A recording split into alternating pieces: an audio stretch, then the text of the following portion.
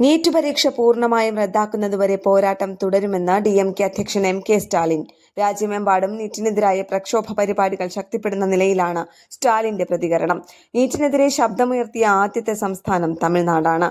NEET പരീക്ഷാ സമ്പ്രദായം തുടങ്ങുമ്പോൾ ഒന്നിലധികം പ്രവേശന പരീക്ഷകൾ എഴുതുന്നതിന്റെ ഭാരം കുറയ്ക്കുമെന്നും മെഡിക്കൽ വിദ്യാഭ്യാസത്തിന്റെ ഗുണനിലവാരം മെച്ചപ്പെടുമെന്നും ക്യാപിറ്റേഷൻ ഫീസ് സംവിധാനവും മെഡിക്കൽ വിദ്യാഭ്യാസ മേഖലയിലെ വാണിജ്യവൽക്കരണവും ഇല്ലാതാകുമെന്നുമായിരുന്നു കേന്ദ്ര സർക്കാർ അറിയിച്ചിരുന്നത്.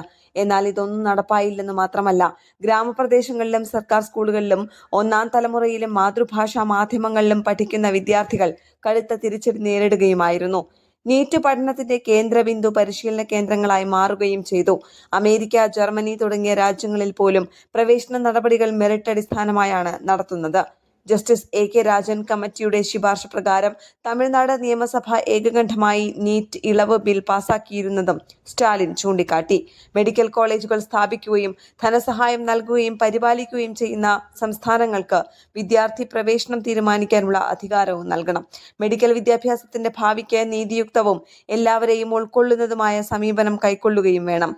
ബാൻ നീറ്റ് എന്ന ഹാഷ്ടാഗിൽ DMK സമൂഹ മാധ്യമങ്ങളിൽ പ്രചാരണം തുടങ്ങിയതായും അദ്ദേഹം അറിയിച്ചു. ന്യൂസ് ഡെസ്ക് കേരള പ്രണാമം.